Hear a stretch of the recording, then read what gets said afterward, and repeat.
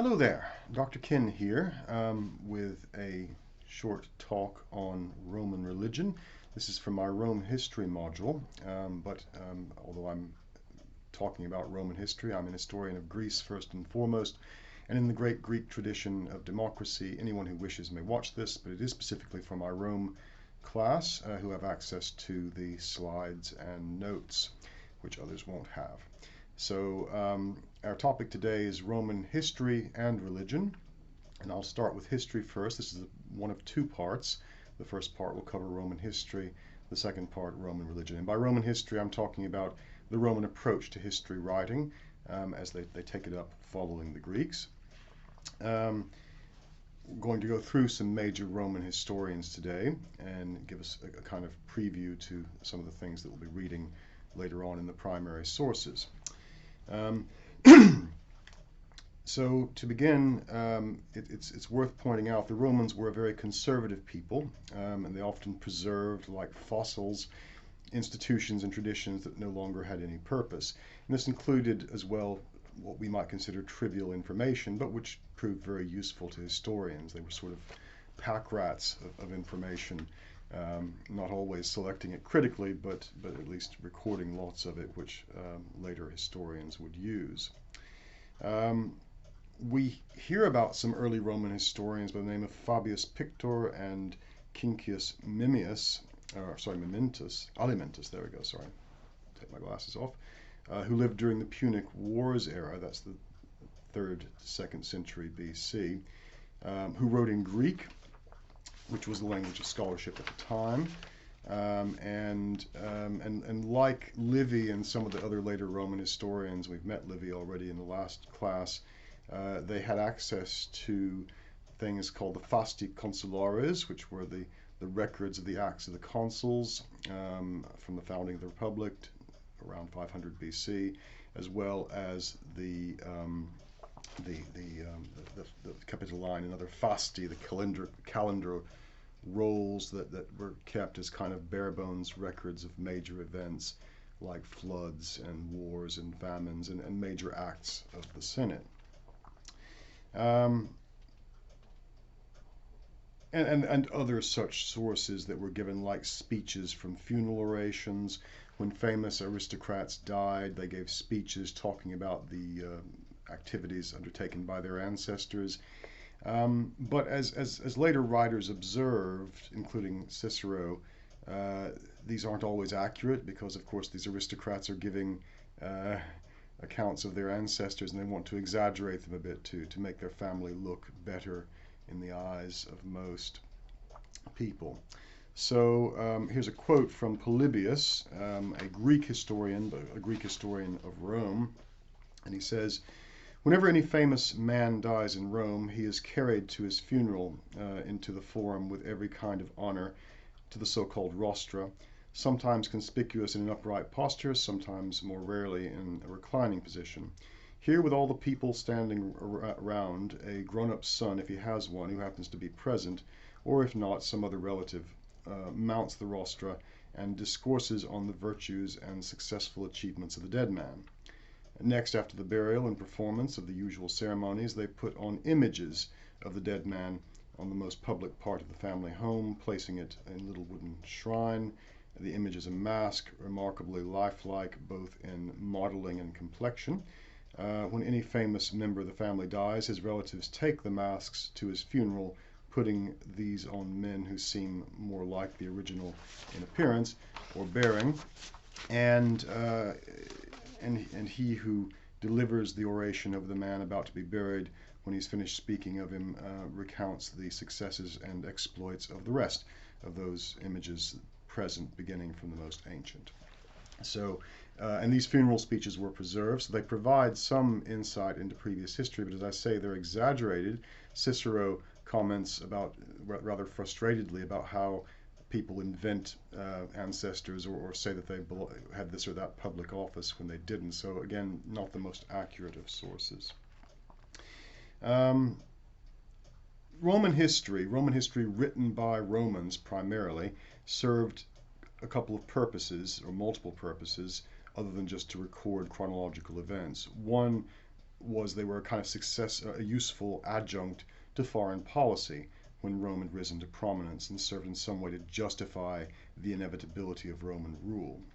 So hearkening back to early Rome and the glories reported by the historians from that era, which we find primarily in Livy, were a way to justify some of Rome's acts. They were pieces of propaganda at home and abroad, advertising the greatness of Rome, as well as a connection to the wider sphere of the Mediterranean world. So think about how Livy includes the story of Aeneas coming from Troy to Rome, or to what would be Rome, to found a city. We find this with other Roman historians as well, like Virgil writing his epic poem, the Aeneid. Truth somewhere in between. Mainly the purpose of Roman history is to glorify the Roman Empire, or the Roman state and people.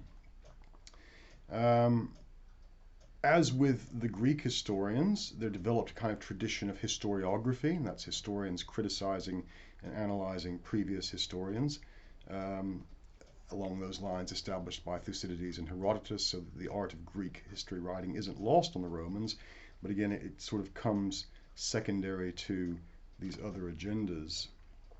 The first Roman historian to write in Latin was one Marcus Porcius Cato, or Cato the Elder, and we'll be reading about him for the seminar in Plutarch's biography of him. His dates are 236 to 149 BC, circa. Cato fought in the Second Punic War and was one of the principal antagonists to start the Third Punic War against Carthage. Mostly what we have of Cato are his treatises on farming, but there you have it. And we have, of course, the history of Cato by Plutarch, which I'll come back to later. Greek history has a number of influences on Roman history, as is to be expected. One such influence is antiquarianism, which is the study of antiquities. And by antiquities we mean not just artifacts, but basically just any data about the past. So an antiquarian collects lots and lots of either things or information about things. An example might be someone who is an expert on tanks in the First World War in terms of modern history. Antiquarians don't tend to be very critical, though. They just amass large quantities of information. But this is useful for other historians to come along and later use. And this was developed out of the Greek tradition. Another approach borrowed from the Greeks, unfortunately, I think, but certainly in keeping with the Roman character, is tragic history, or sensationalism, the use of pathos to enhance the writing. And remember, well, Herodotus did this with his ripping yarns about foreign peoples, and other historians would follow, particularly those of Alexander the Great. And so the Romans quite like this. Livy certainly uses it. Remember, Livy is meant to be read aloud, and it's got this sensational appeal. Another major Greek influence is pragmatic history, and that's Polybius largely, Polybius of Megalopolis, circa 200 to 118 BC. Polybius is a Greek historian, and he certainly follows in the tradition of Thucydides, but he's using his Greek arts to write a history of Rome, specifically of the Punic Wars, but of other eras as well. And here's a quote from Polybius from his histories. He says, "If earlier historians had failed to eulogize history itself, it would, I suppose, be up to me to begin by encouraging everyone to occupy himself in an open-minded way with works like this one, on the grounds that there is no better corrective of human behavior than knowledge of past events." And this is something else that the Romans borrow from the Greeks, that history should be a kind of corrective. It should be a way to improve your morals, to improve yourself by learning from the past, imitating those models that are good, and avoiding those that are bad. A way of polishing the soul, if you like. And Polybius, he comes into Rome at the time that it's emerging as a dominant power in the Mediterranean. He was the son of the leader of something called the Achaean League in Greece, who had opposed Rome, and he was taken as hostage to Rome, as was the custom when the Romans were victorious in Greece. He's a military commander, Polybius. He's a trained military man, but also a trained scholar as well. And he comes into the patronage of the Scipio family, the gens to which Scipio Africanus belongs.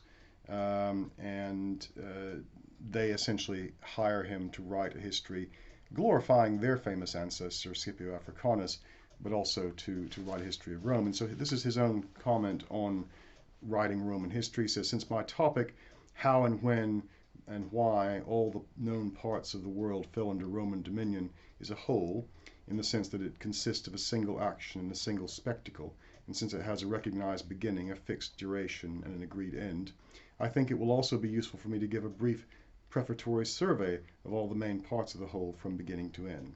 This will, I am sure, largely help readers to gain an adequate conception of the project as a whole.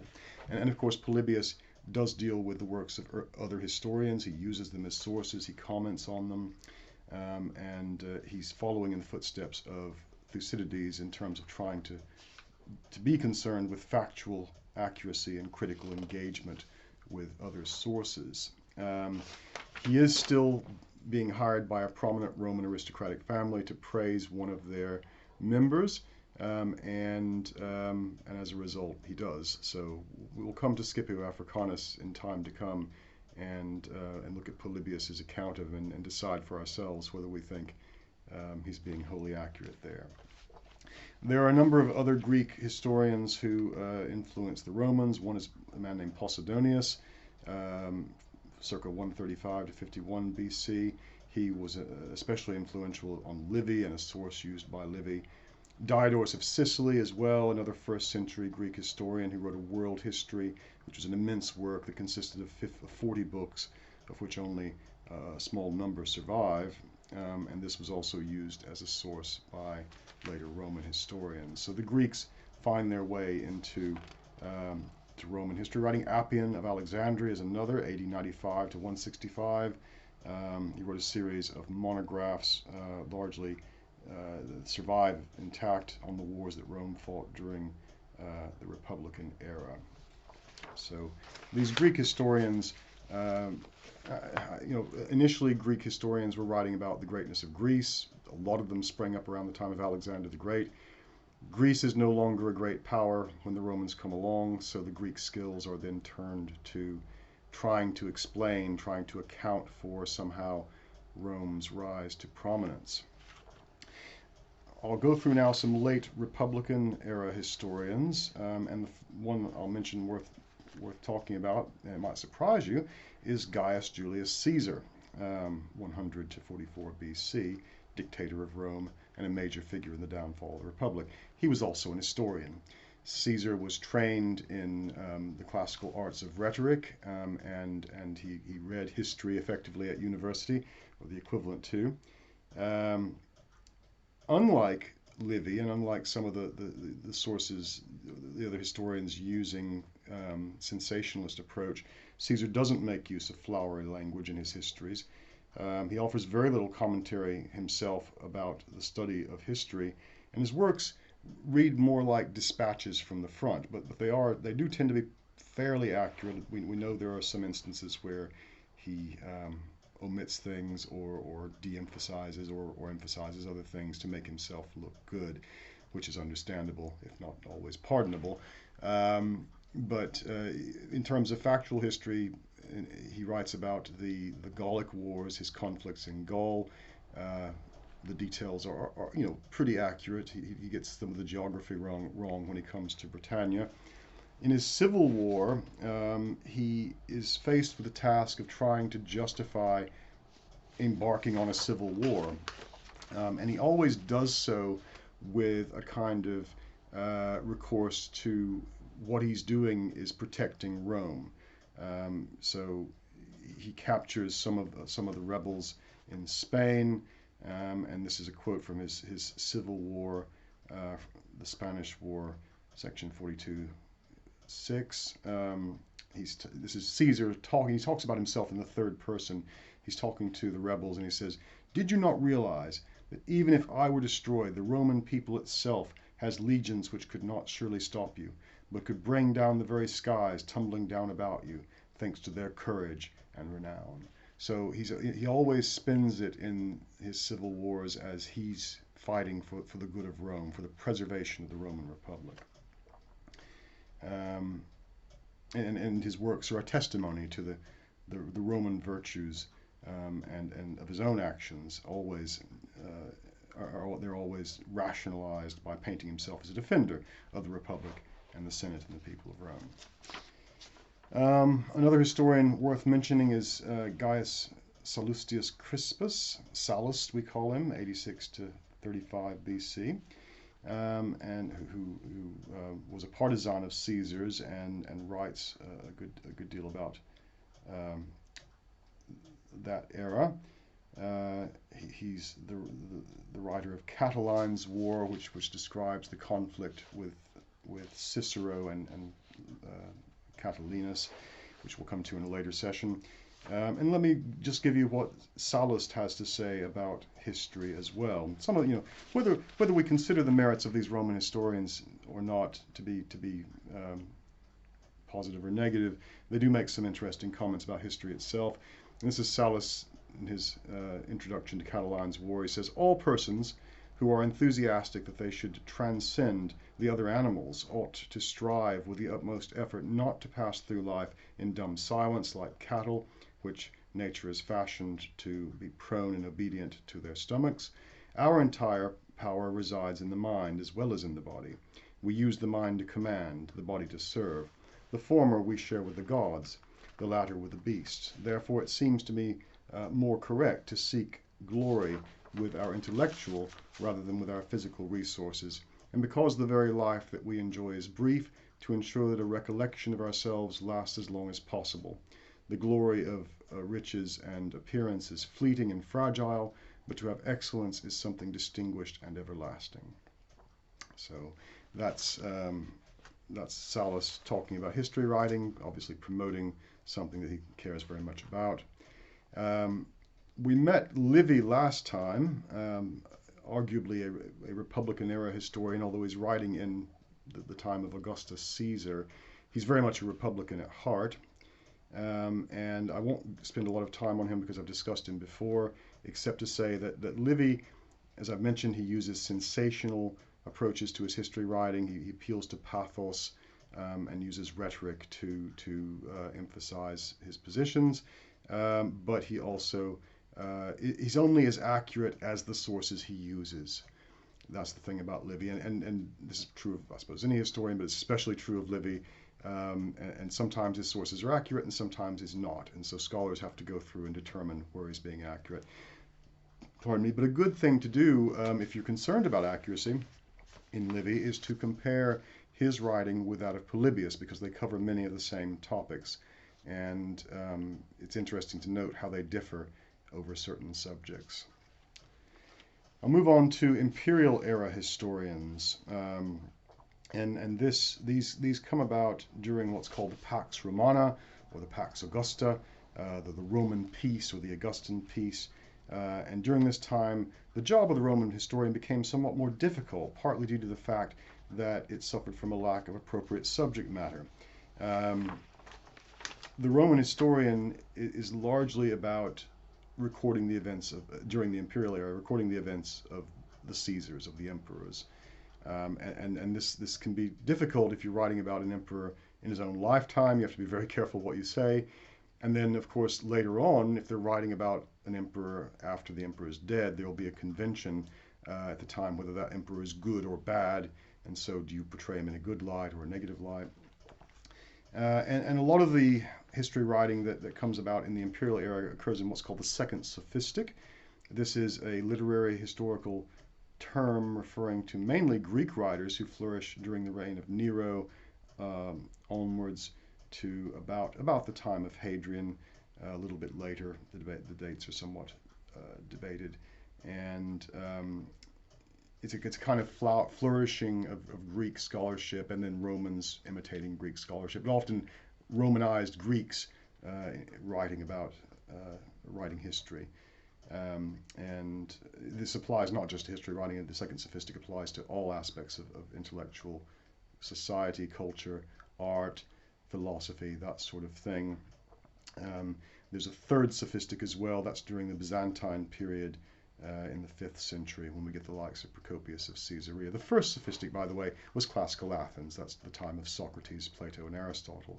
So there's a second flourishing of Greek thought in the second, from about the 1st to the 2nd centuries AD into the 3rd century, roughly 230 AD. I think is the date that's often given for the end of it. It's slightly debatable as to when it actually ends. I'll mention a few of these. One is Gaius Plinius Secundus, or Pliny the Elder, a Roman author, naturalist, natural philosopher, as well as a naval and army commander of the early Roman Empire, and a personal friend of the Emperor Vespasian.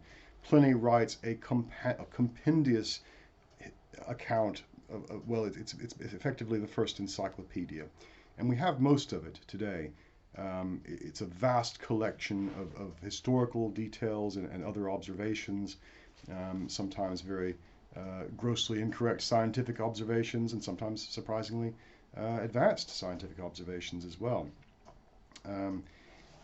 Pliny, some of you may know, had the misfortune to die during the eruption of Mount Vesuvius in 79 AD. He was part of the naval operation to rescue people when the volcano erupted, but he had a heart condition, it seems, and when he got into the thick cloud and smoke from the volcano, he suffered and he struggled to breathe and appears to have suffered cardiac arrest during that time.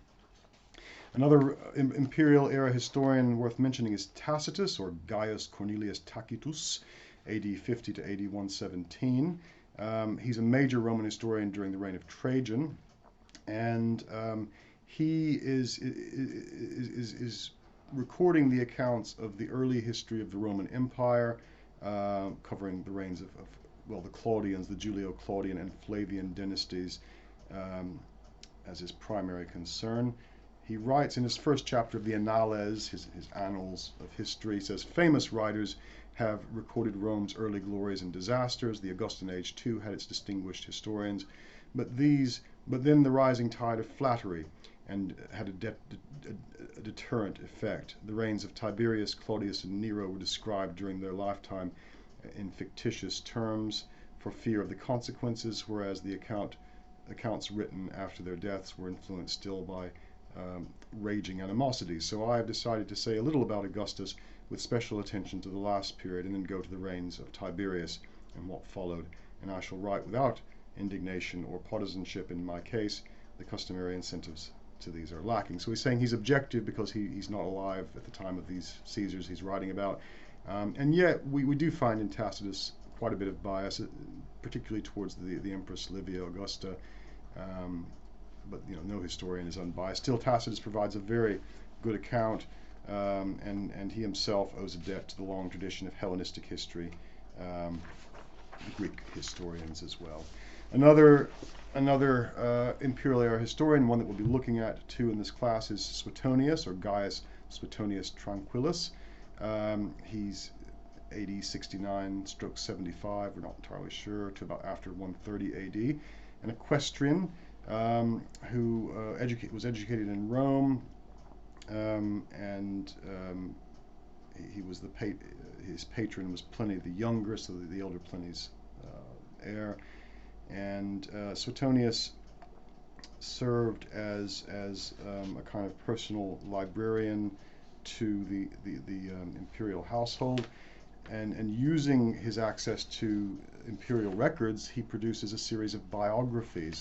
So history as biography, which is a kind of new phenomenon in the Second Sophistic, writing, as I say, a series of biographies of the major emperor, well, all the emperors from the time of Augustus onward, and including the life of the deified Julius Caesar.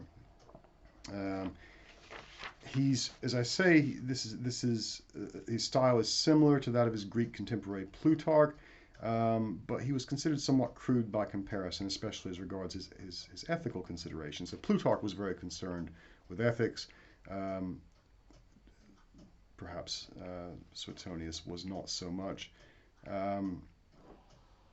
He's regarded as possessing less rhetorical flourish than Tacitus, but and his approach to history is largely devoid of critical commentary. But it's useful, However, again, I urge you to read Plutarch or compare him with Plutarch where possible. And Plutarch is the next one I want to mention. Lucius Mestrius Plutarchus, 46 AD to 120, a Greek Platonist philosopher. Who's reckoned alongside Polybius and others as an historian of Rome as well. Plutarch is a scholar.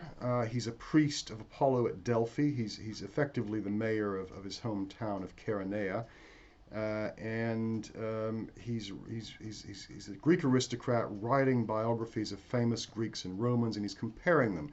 So he'll write one about Julius Caesar, and he'll write one about Alexander the Great, and he'll write an essay then at the end comparing the two individuals. And this was immensely popular. His books sold like hotcakes in Rome and propelled him to great fame. He pauses to deliver penetrating observations on human nature, but he does occasionally, well, he does have his philosophical agenda coming out in his works. I'll just give you a quick quote from him here, from his Life of Alexander. He says, "It is the life of Alexander the king and of Caesar who overthrew Pompey that I am writing in this book, and the multitude of deeds to be treated is so great that I shall make no other preface than to entreat my reader, in case I do not tell of all the famous actions of these men, nor even speak exhaustively in each particular case, but in epitome or summary, for the most part, not to complain. For it is not histories that I am writing, but lives, biographies.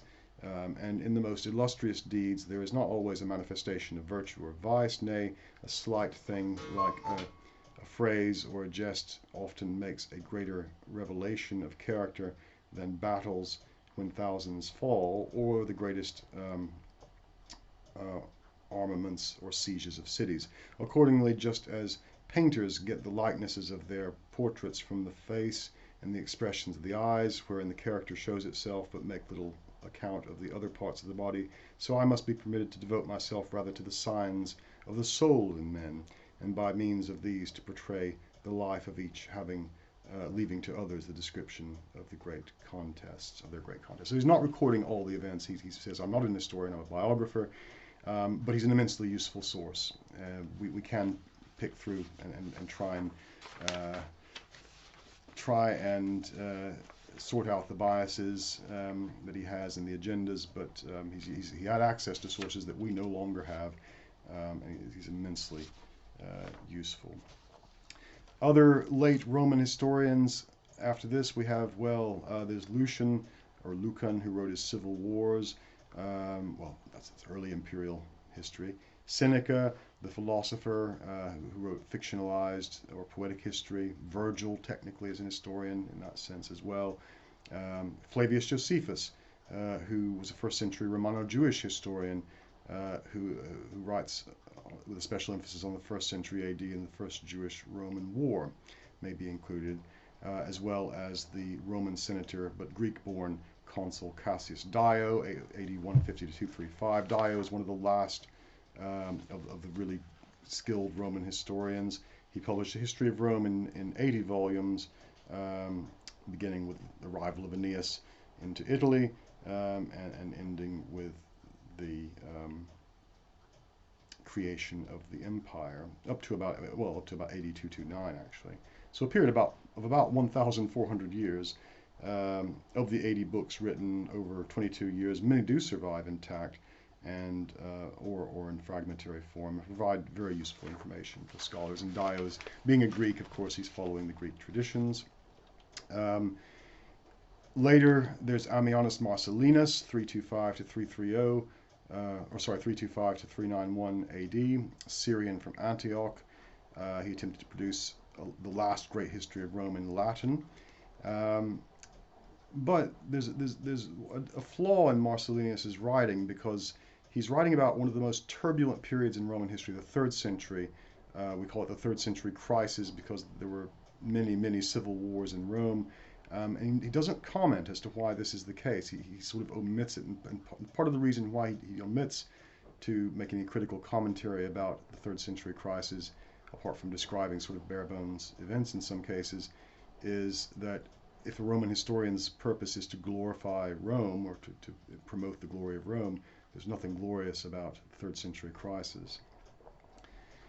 The last historian of Rome that I'll mention is Procopius of Caesarea, AD 500 to 565, a prominent Byzantine scholar, a Greek from Palestine, who wrote of the wars of the Emperor Justinian, the buildings of Justinian, and a text called the Secret History.